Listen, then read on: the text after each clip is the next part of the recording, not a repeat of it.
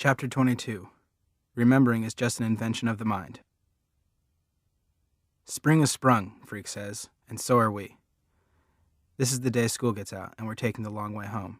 By now, I've been carrying him around on my shoulders for almost a year.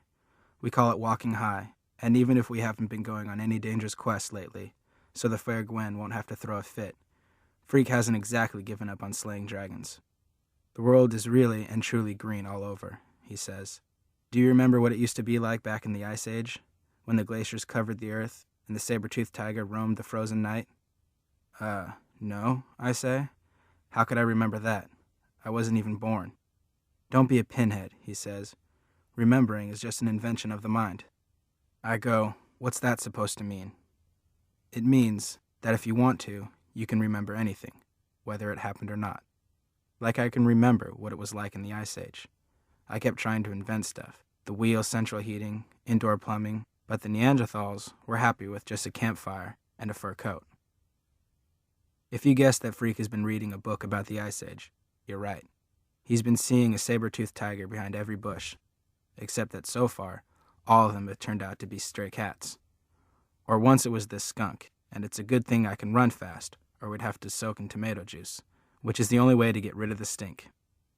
Inventing electricity would be tough, he says, without copper wire and magnets, but I could handle inventing a compass. All you have to do is rub the needle. That way, everybody could head south and get away from the glaciers. First, you need to invent a time machine, I say, so you can go back there and give all the cavemen a hard time about indoor plumbing. Freak goes, you don't need a time machine if you know how to remember.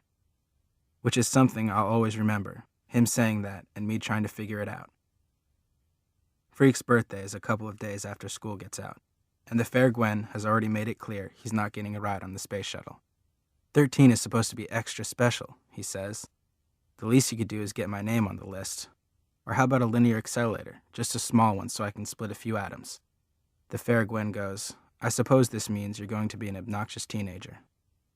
The deal is, this is really 2 birthdays for the price of 1, because Freak the Mighty is almost a year old. Talk about a prodigy, Freak says. 1 year old, and already he's on his way to 9th grade. The fair Gwen just rolls her eyes when we talk like that.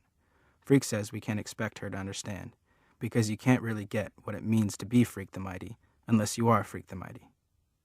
Anyhow, the party is just a family affair, because Freak isn't supposed to get overexcited, which is like saying the moon isn't supposed to go around the earth.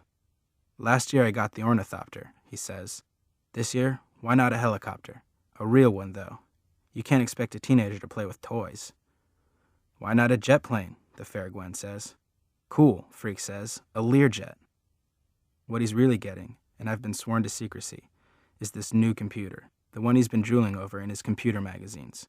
It comes with a modem, which means if he has to stay home for some reason, he can go to school over the telephone. The idea is I'd be there in the classroom with a matching computer. The only problem, I don't know squid about computers. You'll learn, the fair Gwen says. Kevin will teach you. But why would he have to stay home? I ask her. We're out in the kitchen, and she and Graham are frosting the cakes, and Freak is hanging out in the living room, acting like he intends to have a party every day for the rest of his life. Maybe he won't have to stay home, the fair Gwen says, and she and Graham kind of lock eyeballs for a second. That secret code that mothers have. This is just in case, Max. I think maybe he's already guessed about the computer, I say. That's why he's jerking your chain about the space shuttle ride and Learjets. I'm not surprised, the fair Gwen says. You can't keep anything from Kevin. Freak hardly touches his supper. He says he's saving his appetite for the cake. And finally, we're all done eating, except for Grim, who keeps rubbing his belly and rolling his eyes and telling the fair Gwen what a genius she is with fresh peas and new potatoes and salmon. And he'll have just a smidgen more, thanks, until finally Graham clears a throat and smiles, and Grim has to apologize for being such a pig.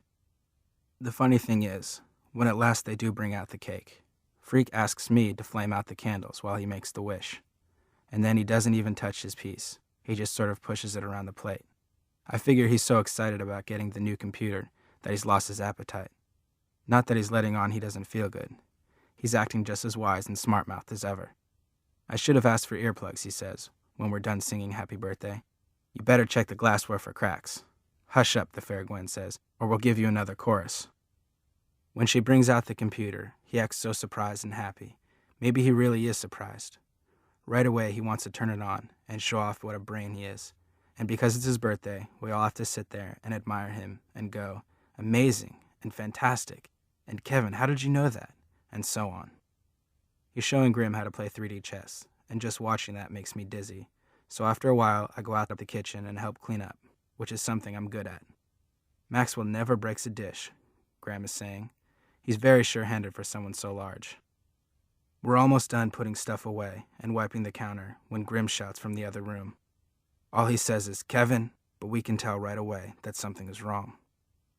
We run in, and Freak is leaning back in his chair, making this wheezing sound, panting real fast, and his eyelids are flickering. He's having a seizure, Grim says. Call an ambulance.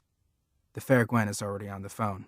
I run out in the street and start waving my arms and jumping up and down so they'll know where to stop. And I keep running back in the house to check on things.